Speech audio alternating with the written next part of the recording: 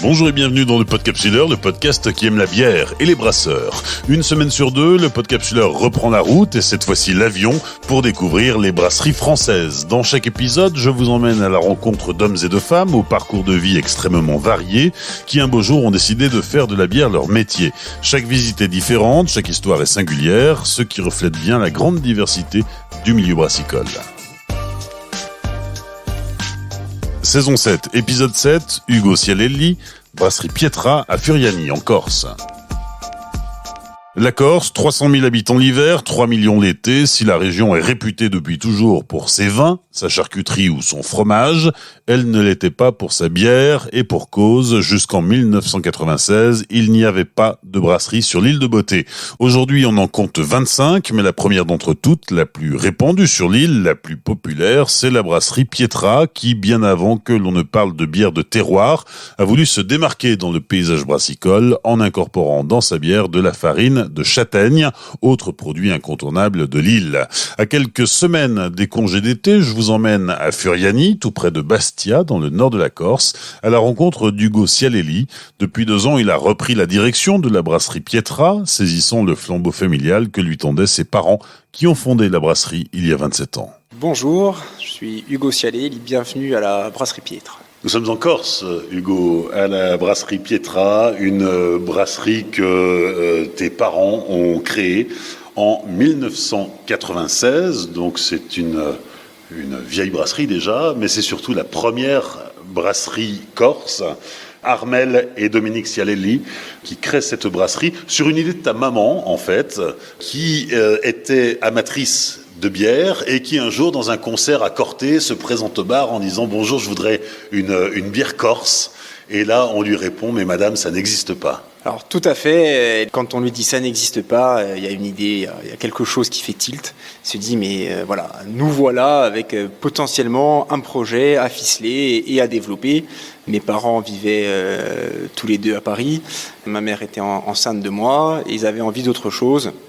Et concomitamment un petit peu à cette envie, il y a eu voilà cette petite étincelle ce soir-là en 92 et 4 ans plus tard la première bouteille est sortie. Voilà. Ces 4 ans, c'était le temps qu'il a fallu pour faire une recette, monter une brasserie, faire une étude de marché, se rendre compte qu'il n'y avait pas beaucoup de brasseries, que le marché de la bière il n'était pas forcément au mieux de sa forme, que la bière n'avait pas encore ses lettres de noblesse.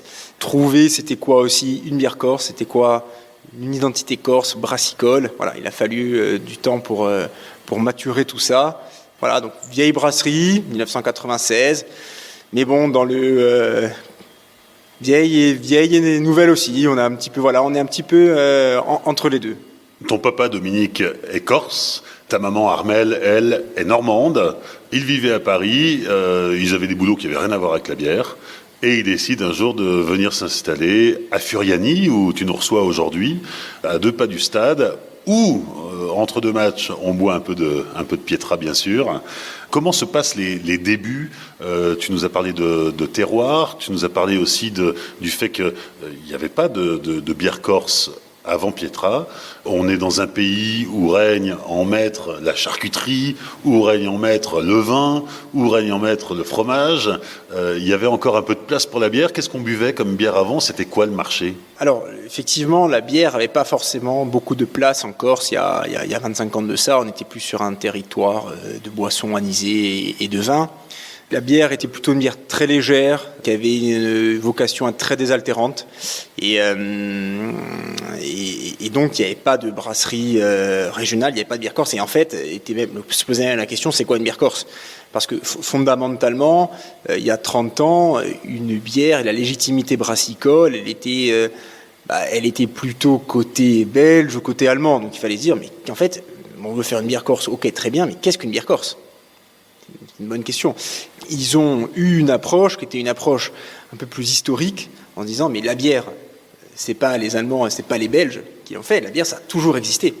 La bière, c'est la plus vieille boisson de l'humanité, ça remonte à la Mésopotamie, c'était la façon dont avaient trouvé les gens pour conserver à la fois l'eau et les céréales. Et en fait, en prenant la bière et le produit sous cet angle historique, ils ont réussi à se dire, tiens, faisons une bière qui en fait va rendre ce que la Corse a à offrir. Et donc, c'est là où ils ont mis ce côté local et terroir. Et du coup, la farine de châtaigne est entrée à ce moment-là dans le processus. Ils se sont dit, tiens, on va brasser de la farine de châtaigne, ou le châtaignier en Corse, on appelle ça l'arbre à pain, l'arbre de vie, et voilà, c'était vraiment le fruit identitaire, et donc on a brassé avec un fruit, et on a mis un peu de temps à trouver la granulométrie parfaite pour justement pouvoir brasser de la châtaigne. Donc c'est la première bière avec de la farine de châtaigne, au grand dam de ton grand-père qui, lui, n'y croyait pas. En fait, pour plusieurs raisons. C'est-à-dire que la farine de châtaigne, chez nous, il y a plus de 30 ans de ça, c'était un plat qui était plutôt très populaire et qui n'avait pas encore les lettres de noblesse qu'elle a aujourd'hui. L'ancrage local, même dans les modes de consommation, a aidé à la farine de châtaigne à vraiment se redynamiser. Mais il y a 30 ans de ça, c'était pas du tout le cas. On était plutôt sur un mode de consommation plus altermondialiste, où il fallait importer des produits et pas forcément consommer local. Et donc oui, effectivement, les plus anciens qui, eux, avaient connu des temps durs en Corse et mangeaient de la farine de châtaigne pour manger, c'était pour eux, c'est difficile, quoi. D'autant plus dans un marché de la bière inexistant. Donc faire une bière en Corse sur un marché qui n'existait pas, avec un produit qui n'avait pas forcément une image ultra qualitative il y a 30 ans de ça, c'était un pari très risqué. Mais il y a des gens qui ont cru, des producteurs de farine de châtaigne qui ont cru, qui nous ont vraiment aussi accompagnés dans ce projet. Et c'est grâce à des gens comme ça qui ont cru qu'on a pu réussir, oui, tout à fait. La première bière qui sort de la brasserie Pietra en 96, c'est la Pietra, tout simplement. C'est une bière ambrée de fermentation basse avec de la farine de châtaigne. Et c'est un peu la bière totem de la brasserie. Alors, c'est la bière totem de la brasserie. Et c'est une bière qui était vraiment une innovation il y a 30 ans, effectivement. Quand mes parents créent la Pietra, ils se disent, mais quelle bière on va bien pouvoir faire? Parce qu'effectivement, on avait résolu ce problème de se dire, c'est quoi la légitimité pour faire une bière corse? Maintenant, quelle bière on fait? Et il y a 30 ans, il n'existait pas ce qu'il y a aujourd'hui comme type de bière. Les IPA, on n'en parlait pas, les sour, c'était vraiment pas un sujet. Il y avait vraiment les bières blondes de fermentation basse, très légères, très désaltérantes, et les bières de fermentation haute, qui étaient, elles, plus denses, plus fortes, souvent élevées en alcool, avec des notes de clou de girofle, ce qui se fait très bien du côté belge. Et en fait, la Corse, c'est une zone où il fait souvent chaud, et les gens veulent se désaltérer. Du coup, mes parents se sont dit, si on fait une bière de fermentation basse, type lager blonde de base, c'est assez basique, on va la vendre 2 fois plus cher que les bières traditionnelles qui font ça, tout simplement pour des raisons de prix de revient. Quelle est la valeur ajoutée? Aucune. Et si on fait une bière belge, type belge, de fermentation haute, trop marquée, ronde et forte en alcool, ça ne prendra pas. Parce que les gens vont vite s'en détourner, parce qu'ils ils auront encore soif. Ils n'arriveront pas à se désaltérer avec ça. Et donc, il a fallu créer en fait un peu un pont entre ces deux mondes. Voilà, c'est vraiment l'innovation, elle vient de là. Et le pont entre ces deux mondes, c'était de dire, on va faire une bière de fermentation basse, qui a des qualités rafraîchissantes, désaltérantes. Quand on est sur la plage et qu'il fait chaud et qu'on boit une Pietra, et voilà, on a quand même ce côté qui nous fait du bien, qui nous désaltère, où on se sent rafraîchi. Mais en même temps, il fallait une typicité. Donc il fallait une bière blonde de fermentation basse, typique, avec vraiment une spécialité. Et la farine de châtaigne a amené cette spécialité, et on a fait le pont entre le monde de la fermentation basse et le monde des bières de spécialité craft. C'était vraiment l'innovation produit, elle a été en joignant ces deux mondes. Et c'est avec une ambrée que tout commence d'ailleurs, et la Pietra blonde existe aujourd'hui, mais elle est finalement très récente dans l'histoire de la brasserie. Dans l'histoire de la brasserie, effectivement, elle est assez récente, et c'est une bière, c'est une bière blonde avec des maltes un peu plus clairs, toujours de la farine de châtaigne, un petit peu moins, mais il y en a toujours un petit peu. Dans la Pietra, il y en a davantage. Et effectivement, la bière totem, c'est vraiment la Pietra classique et une bière ambrée, oui. Qu'est-ce que tu peux nous dire sur les débuts de la brasserie? Parce que voilà, on a une brasserie, on a une recette, mais on n'a pas de notoriété. En même temps, on est la première brasserie corse, la première bière corse. Comment est-ce qu'on se développe? Comment est-ce qu'on s'installe? Comment est-ce qu'on se fait connaître? Comment est-ce qu'on réussit à étendre et à créer son marché? Parce qu'aujourd'hui, Pietra, dans toute la Corse, on en trouve. Alors je vais vous le dire de façon avec deux regards. Déjà le regard, le mien, où j'ai vu mes parents énormément travailler, s'investir à 200% dans ce projet, à écumer les routes de Corse, écumer les salons, écumer les foires et présenter le produit de partout. Parce qu'effectivement, il y a 25 ans, faire de la bière corse, en Corse, il fallait convaincre les gens. Il fallait les accompagner, il fallait de la pédagogie. Un référencement ne se faisait pas si facilement. Une fois que le référencement était fait, il fallait aider le consommateur pour lui dire, voilà, vous allez boire une bière corse qui a les qualités qu'on vient de décrire. Et donc, c'est beaucoup de travail pour convaincre les gens qu'ils ne se trompent pas avec cet acte d'achat. Et puis, petit à petit, à force de travail et de présentation de produits, et aussi une stabilité de produit. Très vite, mes parents ils se sont dit, il faut qu'on ait une bonne bière et stable dans le temps. Et donc, ils ont très vite investi dans du matériel et aussi dans un laboratoire. En se disant, on va faire toutes les analyses pour que la bière soit le plus stable possible, pour qu'elle soit jamais altérée. Et donc, il y a eu aussi cette linéarité, cette constance dans la qualité du produit qui a fait que quand ils avaient réussi à avoir un consommateur, le consommateur n'était pas déçu derrière. Toi, tu arrives à la brasserie il y a 6 ans. Tu en as pris la direction il y a à peu près 2 ans. Tu reprends le flambeau familial. Moi, je suis arrivé à la brasserie il y a 6 ans, mais j'ai l'impression d'avoir grandi avec cette brasserie. J'en ai entendu parler quasiment tous les jours de ma vie depuis que j'entends, presque. Et en fait, c'est un attachement quasi ombilical, presque, avec cette brasserie et cette marque et les équipes qui l'animent.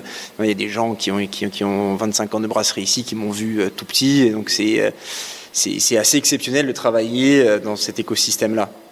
J'ai rejoint la brasserie, les équipes, il y a 6 ans. Je n'étais pas forcément prédestiné à quoi que ce soit. Mes parents m'ont jamais non plus trop mis une quelconque pression. Plutôt tout l'inverse, en me disant écoute, il faut que tu fasses ce que tu as envie de faire. Alors il y avait quand même, on avait quand même un petit peu échangé en se disant voilà, il faut que ce soit toi que tu en aies envie. C'est ce qu'ils me disaient. Il faut que tu en aies envie. Et il faut 2 aussi que tu sentes qu'on sente que tu es capable. Et 3, que tu aies quand même aussi quelque chose à apporter. Et à une vision, pour pas non plus défaire et tout déconstruire, tout le travail et l'investissement qu'eux avaient mis en place. Et donc, il y a effectivement 6 ans, j'ai intégré les équipes. On a beaucoup discuté, on a beaucoup travaillé ensemble, chacun a géré ses dossiers. Et ils ont eu un dosage très pertinent. Eux, ils travaillent encore dans la brasserie, et ils ont eu ce dosage très pertinent à la fois de savoir conseiller quand j'étais en demande, mais de savoir aussi me laisser traiter mes dossiers quand j'avais le sentiment ou la conviction qu'il fallait aller dans ce sens-là. Et en fait, quand on rentre dans une brasserie, dans une entreprise familiale assez jeune, la première chose qu'on fait, c'est effectivement regarder ce qui se passe, comment les choses marchent, mais c'est aussi se projeter. Je pense que l'entreprise familiale, l'idée c'est toujours de se projeter, de regarder à horizon long terme. Et la question qu'on se pose, c'est à quoi est-ce que je souhaiterais que la brasserie ressemble dans 10 ou 15 ans. Après, on prend un papier et on l'écrit, on prend un stylo, on écrit ça. Et puis, des fois, il y a des avis, des stratégies long terme qui divergent avec des stratégies court terme. Et ils ont toujours su, eux, m'écouter et me laisser la place de m'exprimer sur certains dossiers. C'est ça qui est assez phénoménal, en fait. Donc aujourd'hui, tu diriges la brasserie, tu as ta place et tu le vis bien. Aujourd'hui, je dirige la brasserie, j'ai ma place et je le vis très bien.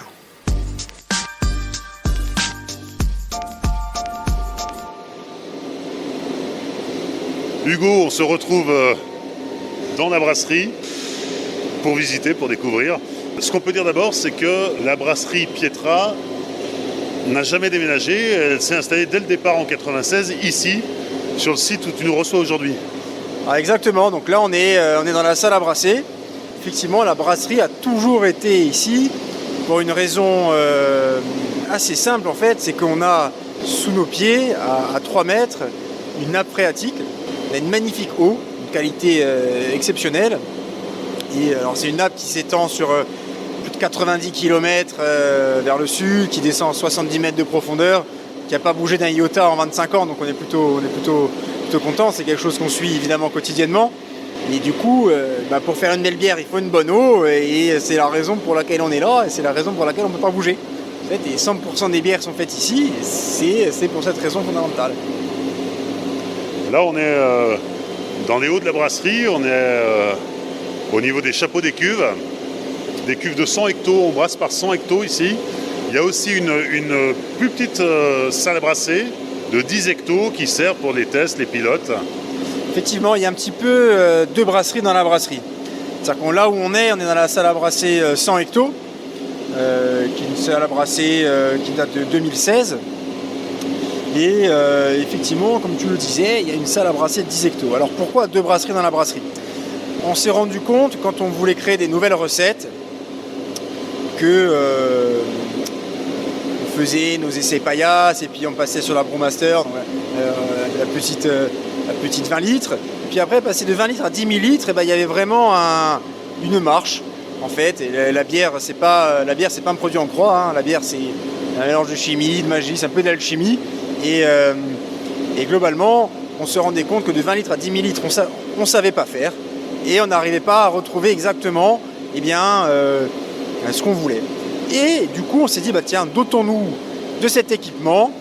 C'est donc une 10 hectos, salle à brasser 10 hectos, 2 cuves avec ses fermenteurs, 10 et 20 hectos, sa petite ligne de conditionnement, une brasserie dans la brasserie qui nous permet de faire un petit peu ce scale-up quand on va partir de l'essai paillasse pour justement aller jusqu'à la 100 hectos. On s'en sert pour faire ça, et puis on va aussi s'en servir pour faire toutes les séries limitées. C'est-à-dire qu'on a pas mal de bières qu'on sort en small batch, en brassin éphémère. Ça va être 10-20 hectos. Eh bien, on ne va pas les faire sur la 100 hectos, on va les faire sur la 10 hectos. Et ça nous permet comme ça d'animer un petit peu avec des innovations, que les brasseurs s'éclatent.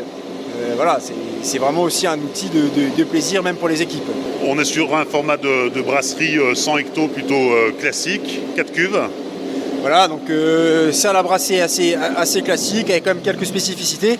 On a la cuve matière juste là où on va mettre nos céréales, et on a mis de quoi incorporer de la farine de châtaigne. Donc, la farine de châtaigne, on incorpore dès la cuve matière, avec les céréales, tout début du process. Donc ça, on a fait cette petite spécificité qu'on a demandé aux fournisseurs. Ensuite, on va passer en cuve filtre, c'est traditionnel, en cuve d'ébullition, la chaudière à houblonner, où là, on a également rajouté un récupérateur d'énergie. Donc comme on est en cuve d'ébullition, en chaudière à houblonner, on va monter à 100 degrés. 100 degrés dit évaporation, évaporation dit énergie. On récupère cette énergie qu'on stocke par ailleurs et qu'on remet dans le process à différents endroits. Et en fait, on a comme ça, depuis 4-5 ans, en travaillant beaucoup les poches de récupération d'énergie, de redéploiement de cette énergie, diminué à près de 40% de consommation de gaz et d'électricité. C'était vraiment un gros travail qui a été fait pour réduire l'impact énergétique et environnemental de la brasserie. Et on termine par la whirlpool, c'est traditionnel, avant de passer en fermentation. Hugo, tu nous as parlé de la nappe phréatique, de l'eau qui sert à la fabrication de la pietra. Tu nous as parlé de l'arrivée pour la farine de châtaigne. Qu'est-ce que tu peux nous dire sur les autres ingrédients de la bière, les autres matières premières?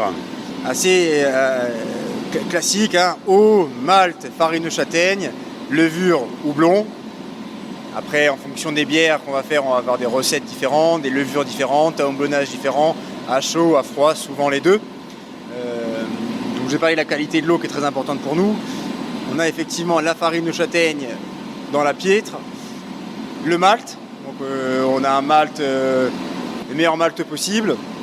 On travaille de plus en plus sur un projet d'orge brassicole locale pour renforcer ce volet-là qui pour nous est vraiment fondamental.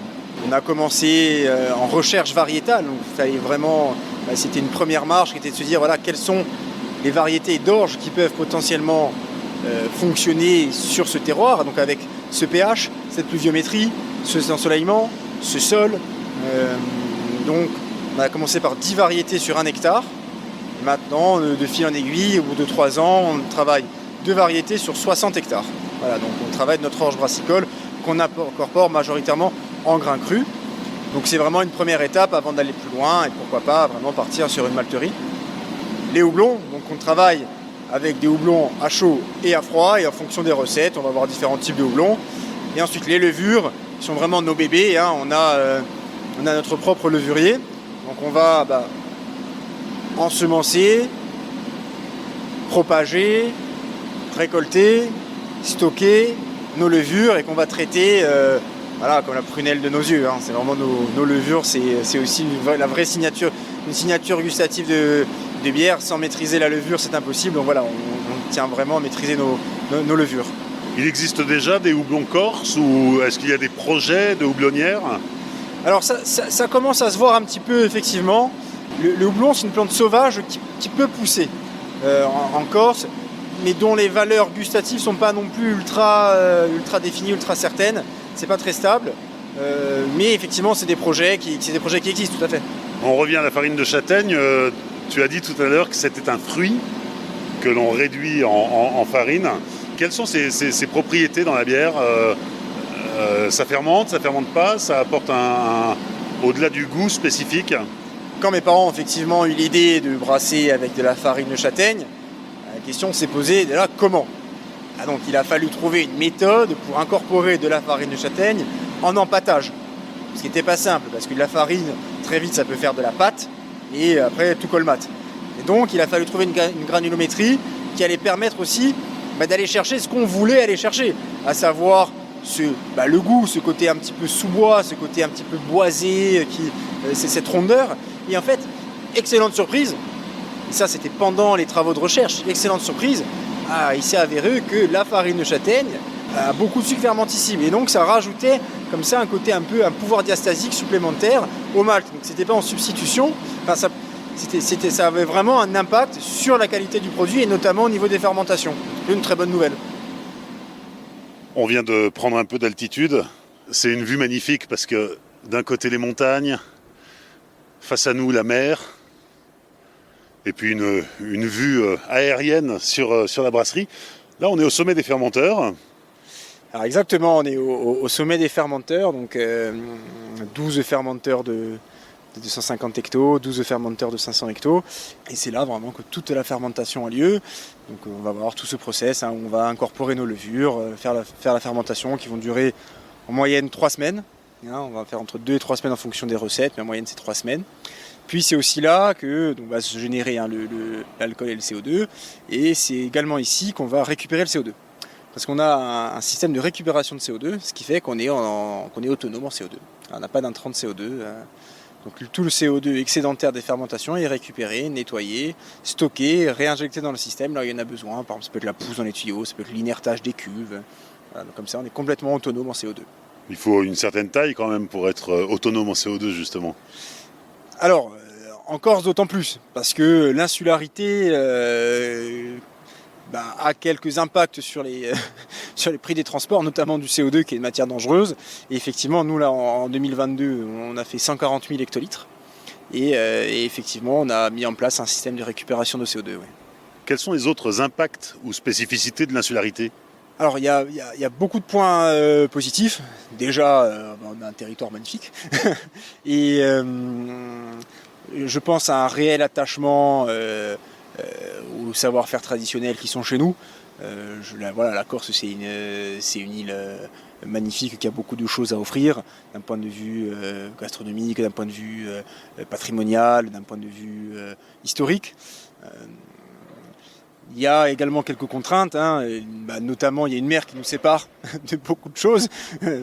Toutes nos appros, la grande partie de nos approvisionnements, hormis la farine de châtaigne et l'orge qu'on essaye au maximum de faire en local. Sinon, une grande partie vient quand même du continent. Et ça a des contraintes logistiques en termes de planification, en termes je vais donner un exemple, mais s'il y a un mauvais temps, vous voyez un bateau qui part pas, il n'y a pas de Malte. Voilà, et c'est des contraintes comme ça, supplémentaires qu'il faut anticiper. Donc, maintenant, au bout de 25 ans, on sait faire quand même.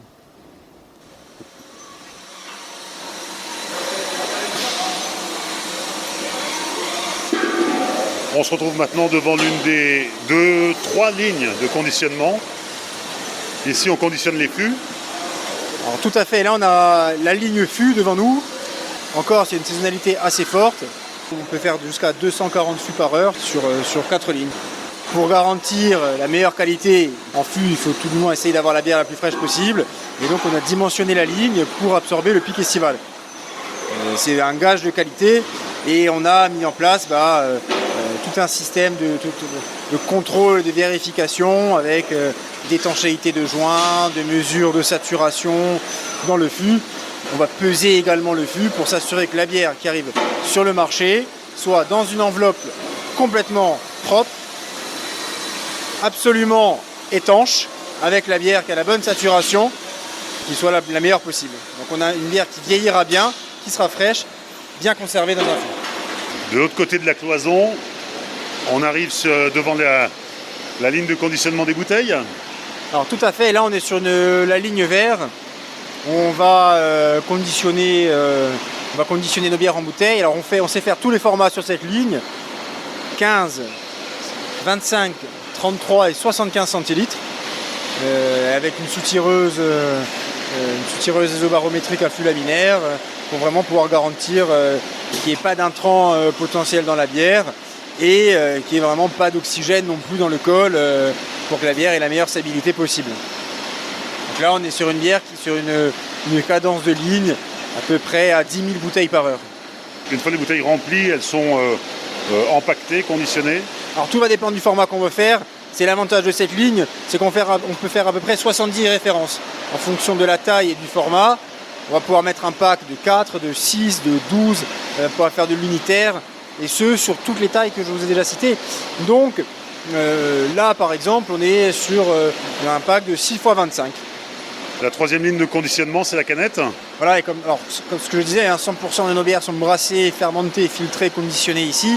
On a une troisième ligne de conditionnement où on va mettre nos canettes, on va mettre nos bières dans nos canettes à cet endroit-là. Tu parlais du pic estival. Comment se répartit l'activité entre la haute saison et la basse saison? Alors en Corse, ça peut être rapidement du x10. On va passer de 300 000 personnes l'hiver à presque 3 millions l'été, concentré vraiment sur juillet-août, notamment 15 juillet, 15 août où là il y a un peu de monde. Donc ça se gère, hein, c'est vraiment, voilà, on a appris à le gérer et on fait à peu près 40% de nos volumes en Corse, 60% de nos volumes en dehors de Corse, sur des temps qui ne sont pas pendant la saison, c'est 60%, ce qui nous a permis de pouvoir nous staffer tout le reste de l'année. Parce que la saisonnalité ne nous permettait pas d'avoir des équipes toute l'année. Maintenant, on a suffisamment d'activités en dehors de Corse pour pouvoir embaucher et fidéliser des équipes toute l'année. Ce qui est névralgique chez nous, parce que pour faire de la bière, il faut effectivement des belles recettes, mais il faut une équipe super formée pour pouvoir brasser, fermenter et conditionner. On peut faire une bonne bière si on la conditionne mal, ça sert à rien. On peut bien conditionner si on brasse mal, ça sert à rien. Et bien brasser, bien conditionner, c'est avoir des bonnes équipes. Pour avoir des bonnes équipes, il faut les fidéliser. Et donc pour fidéliser, il faut les avoir toute l'année et qu'elles se sentent bien et qu'il y ait un bon climat. Aujourd'hui, la brasserie Pietra, c'est une quarantaine de personnes. Exactement, réparties entre divers services qui vont être fabrication, donc de toute la partie réception céréales jusqu'à la partie produit fini. Ensuite, la partie conditionnement qui va gérer les boîtes, les fûts et les bouteilles. Une partie labo très importante, on a une partie qualité, on a 5 personnes au labo qui vont faire des tests sur l'ensemble des étapes et l'ensemble des inputs qu'on va mettre, c'est-à-dire du pH de l'eau en entrée jusqu'à la dégustation 6 mois post-conditionnement d'un produit. On a 5 personnes au labo à temps plein. Une partie maintenance, très important, on est vraiment dans une logique proactive de maintenance préventive, donc on préfère éviter les problèmes en anticipant plutôt que de faire le pompier une fois qu'ils sont là. Et puis tout un pôle technique à pro qui va gérer toute la partie approvisionnement, également la partie technique, le dimensionnement des machines et puis l'acquisition de nouveaux matériaux.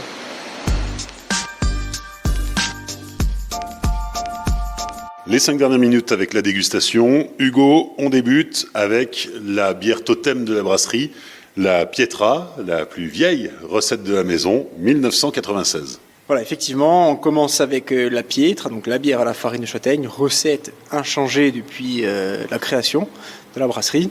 On est sur une bière ambrée, donc avec des maltes un peu spéciaux. Donc on va avoir des maltes pâles, puis des maltes un peu plus colorés, et la farine de châtaigne qui va apporter aussi une texture, une rondeur en bouche, ce qu'on va voir. Donc bière ambrée, mais qui globalement a plus une belle robe. On n'est pas sur une bière trop foncée, on est une couleur d'or vraiment, avec une belle pétillance, une mousse assez sympa qui tient.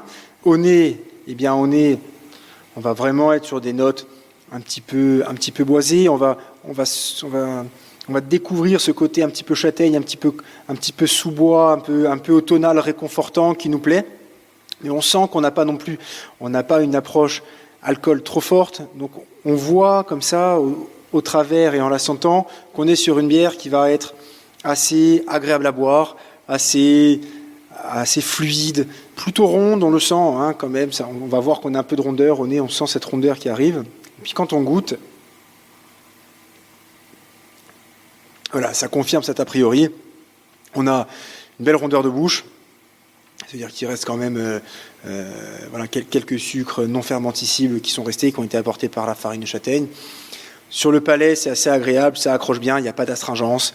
La fermentation basse offre vraiment ce côté qui va désoiffer, qui va enlever la soif qu'on a. Là, on vient de faire une belle visite de brasserie, il fait 35 degrés. Je veux dire, cette première gorgée, elle fait du bien. Donc vraiment, on va retrouver ces caractéristiques-là. Deuxième dégustation. La petite dernière, qui a une semaine à peine, la Summer Session IPA. Pourquoi une Session IPA ? Parce que il y a une appétence plus en plus forte pour les bières un peu houblonnées, qui vont aller exprimer un côté un peu floral, un côté un peu tropical. Mais en même temps, il ne faut pas oublier où est-ce qu'on est. On est sur une île, il fait chaud, on veut se désaltérer. Et donc, c'est pour ça qu'on est parti sur ce côté Session IPA estivale, une Summer Session IPA, où là, on a une bière à 4,5 degrés, assez droite en termes de lisibilité gustative et sensorielle, vraiment, où tout d'abord on va la regarder. Donc on est vraiment sur une bière couleur paille, vraiment on est sur des maltes assez sympas avec un peu de blé. Donc couleur vraiment paille, on voit qu'elle est assez légère, on n'a pas une trop grande densité, on va la sentir. Donc là, on est vraiment sur le côté fruits exotiques. On est vraiment parti sur un houblon qu'on a fait en dry hopping, houblon qu'on a sélectionné parmi d'autres, mais pour vraiment lui donner un côté tropical. Et quand on la goûte, oui, la promesse est tenue, c'est-à-dire qu'on a une bière à 4,5 degrés, légère, qui a vraiment le goût de ce houblon tropical qui est super sympa, quoi. C'est aussi intéressant de voir que dans une brasserie ancienne, puisque Pietra, on le rappelle, c'est 1996, on continue d'innover, on continue à créer de nouveaux produits pour suivre la tendance. Et alors, si tu veux, je ne vais pas te sortir la phrase un peu bateau, oui, l'innovation, c'est dans l'ADN, mais en fait, fondamentalement, c'est un peu vrai. C'est-à-dire que ce que j'expliquais sur la Pietra, que c'est une bière à la fois de fermentation basse, de spécialité, c'était une innovation. Il y a 25 ans. Et donc, dès qu'on sort un produit, on essaye toujours de se dire, est-ce qu'on a quelque chose à apporter, une plus-value sur cette typicité. Notre IPA, qu'on goûtera juste après, par exemple, c'est une IPA qu'on a sortie il y a 6 ans et qui, en fait, n'était pas du tout sur des notes amères, qui est beaucoup sur des notes de houblon. Et donc, oui, effectivement, on va essayer, tant que faire se peut, d'innover. Pour 2 raisons. La première, même pour 3 raisons. La première, c'est que on sent qu'il y a de la demande. Le marché demande à ce qu'on amène, à ce qu'on innove, à ce qu'on amène nos produits. Les gens sont attachés à nos bières, mais ils ont envie de goûter d'autres choses aussi. La deuxième, c'est que la brasserie le fait, fondamentalement, d'innover. On a 2 personnes à temps plein en recherche et développement. Et ça m'amène sur la troisième, qui est du coup qu'on s'éclate. Troisième dégustation. Notre IPA, la Pietra IPA, exercice de style auquel on s'est prêté il y a à peu près 6 ans, quand effectivement on a commencé à avoir pas mal de demandes de la part de nos clients pour sortir une IPA. Et on a un peu goûté ce qui se faisait sur le marché en se disant, c'est quoi une IPA ? Il fallait un petit peu voir ce que c'était une IPA avant de se forger une opinion et d'orienter les brasseurs vers quelque chose. Et en fait, ce qu'on goûtait assez souvent, c'était très houblonné. Ça donnait pas pas nécessairement envie d'en boire une seconde ou une troisième. On avait du mal à manger avec. Moi, j'adore manger à la bière. Je fais des accords mes bières un peu en permanence parce que quand on aime la bière, on mange à la bière. Et du coup, j'avais du mal à l'accorder. On avait du mal à l'accorder. Et du coup, c'était pas simple de se dire allez, vers quoi on va aller. Et puis, en cherchant un peu mieux, en regardant avec les fournisseurs de houblon et ce vers quoi on pouvait aller, on s'est orienté vraiment sur un côté très méditerranéen d'une IPA. On a voulu faire une IPA du Sud, une IPA florale, une IPA qui avait un goût, voilà, un peu de fruits jaunes, un goût un peu de fruits de la passion, un goût un peu de mangue, et pas partir sur un côté houblonné qui saturait le palais, mais plutôt partir sur un côté un peu plus gourmand, un peu plus généreux en termes de tropicalité, une IPA un peu plus insulaire. Donc là, quand on la regarde, on voit qu'on est sur une bière plus ronde, ça se voit à première vue, hein, elle est nettement moins transparente que la précédente. Couleur d'or, hein, une belle mousse qui tient. Quand on la sent, voilà, on a ce côté tropical. Donc certains sont plus litchi, passion, d'autres sont plus mangue. Ça va dépendre un petit peu des nez, mais globalement, on est dans cet univers-là. On est sur une bière un peu plus forte hein, quand même, parce qu'on est à 6 degrés, donc voilà, on est vraiment dans le style IPA. On va la goûter. Voilà, une belle rondeur en bouche, une belle accroche sur le palais. Ça enrobe bien le palais, hein. Et le goût est vraiment très fidèle au nez. Donc on retombe bien sur ces notes-là. Pas d'astringence, hein, on évite toujours l'astringence. Nous, une bière, c'est pas fait pour s'assoiffer, c'est l'inverse. Qu'on a bien travaillé pour pas avoir d'astringence. Et que les houblons expriment vraiment le côté floral, hein, pas le côté trop amer. Avec une petite amertume tout de même en fin de bouche, parce que bon, c'est quand même une IPA. Et du coup, tu l'accordes avec quoi ? Moi, je vais adorer l'accorder avec du thon, par exemple. Un poisson blanc ou un thon, c'est super. 4e dégustation. Attention, changement de décor. Alors, changement de décor, effectivement, on s'est lancé il y a à peu près 1 an dans l'idée de faire de la bière vieillie, en fût. Et donc, on a sorti une gamme de barrel age. Alors, initialement, on voulait en sortir une. On a fait différents tests de vieillissement. Et assez franchement, on aimait globalement pas mal de choses dans ce qu'on avait tenté. Du coup, on s'est dit, on va pas se cantonner à une bière, on va essayer d'en faire plusieurs.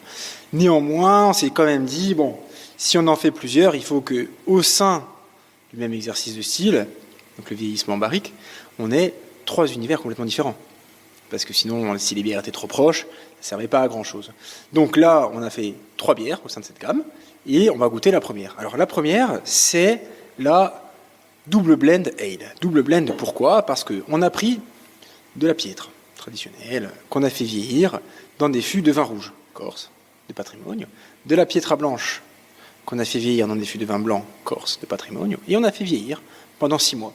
Et toutes les semaines, on goûtait, on regardait comment ça agissait, qu'est-ce qui se développait. On a vu que la bière blanche, dans le vin blanc, allait mettre en avant un côté un peu plus acide. On a vu que la piètre, dans les fûts de vin rouge, donnait un petit peu de rondeur. Le cépage corse allait davantage s'exprimer. Et après, on a fait un assemblage au bout de 6 mois, et ça donne ce produit. Donc un assemblage de bière blanche vieillie en fût de vin blanc et de bière ambrée vieillie en fût de vin rouge. Alors, qu'est-ce qu'on a ? Déjà, en visuel, on a vraiment une bière, donc c'est une bière non filtrée, on a une bière qui est effectivement assez trouble. Ce qu'on sent de suite, c'est le côté un petit peu acidulé, pomme Granny Smith. Alors, on n'est pas sur de l'acide, on est sur de l'acidulé. On a un petit côté un peu léger, mais c'est pas ce qui prend le dessus. On sent toujours un peu les céréales, on a quand même ce côté, cet équilibre entre l'acidité ramenée par le fût, le côté vin blanc, on sent un peu le cépage de vin rouge corse et la bière qui reste équilibrée. Donc on a cet équilibre entre vin, bière, acide, qui est assez sympa au nez. Et en bouche, ça s'exprime de la même manière. Vraiment, on a quelque chose de fidèle. Une bière assez forte, 8 degrés, donc dont on ne sent pas l'alcool. C'est ça qui est intéressant, on n'est pas sur un produit où on va sentir les alcools qui vont nous gêner. Non, on est vraiment sur un produit où c'est vraiment le côté barriqué qui s'exprime.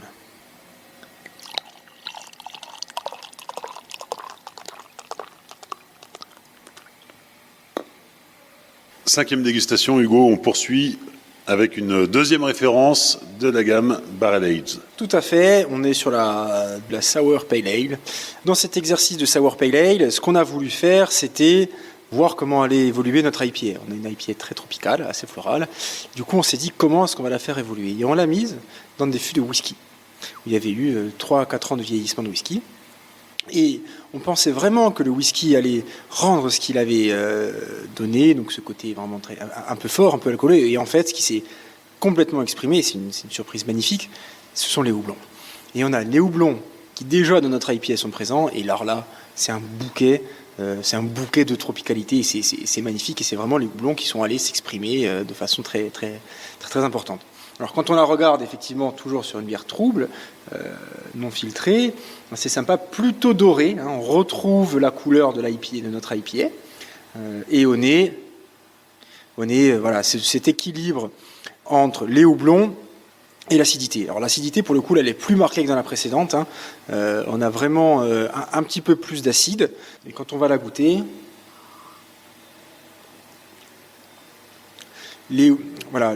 toujours cet équilibre assez sympa entre les houblons qui se sont exprimés, l'acidité, et alors on a une bière un peu plus forte dans les 10 degrés, qui fait que là, pour le coup, on a une vraie rondeur en bouche, une vraie teneur, une vraie longueur le long du palais, quelque chose d'assez persistant. Les houblons sont persistants.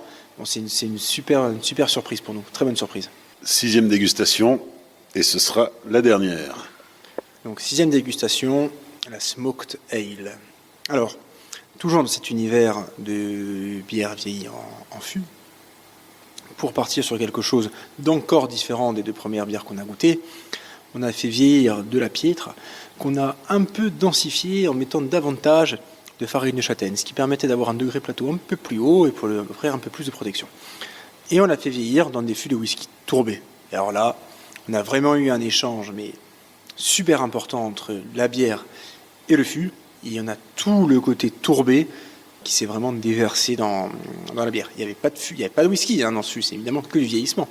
Et bien la tourbe est quand même arrivée dans la bière. Et alors quand on regarde la bière, effectivement on est toujours sur une bière un peu voilée, assez opaque. Au nez, les amateurs de tourbe, allez-y parce que c'est vraiment marqué. Et en bouche, c'est 100% similaire. C'est-à-dire qu'on a vraiment un côté tourbé, un peu smoky, qui est vraiment très présent. Donc 3 bières vieillies en fût, 3 bières complètement différentes. Cette gamme Barrel Aged, c'est un galop d'essai pour la brasserie Pietra. 3 premières éditions, mais d'autres encore vieillissent là, juste à côté. On a fait ces 3 premières bières, on va voir comment déjà le produit allait sortir. Est-ce que nos clients allaient être contents ou pas? Donc la clientèle est très très positive. Nous, on est très contents. Les équipes se sont éclatées. Et la clientèle, ça plaît aussi à cette clientèle.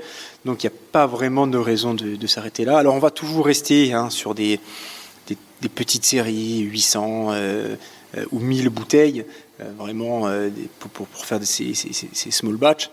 On va encore sortir, a priori en fin d'année, on l'espère, de nouveaux parfums et essayer de reproduire une des 3 qu'on a fait cette année, la Sour Pale Ale, celle base un peu IPA où les houblons se sont complètement exprimés, et 2 autres, puis ça on en parle au prochain épisode.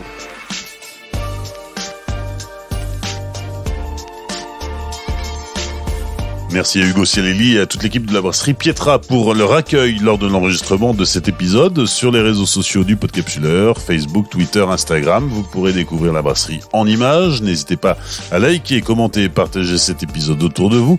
Pensez aussi à laisser un commentaire 5 étoiles sur Apple Podcast et sur Spotify. Vous pouvez aussi soutenir le Podcapsuleur sur Tipeee. Le lien est dans la description. Rendez-vous dans 15 jours pour découvrir une nouvelle brasserie. D'ici là, souvenez-vous, l'abus d'alcool est dangereux pour la santé. Alors savourez, mais sans forcer.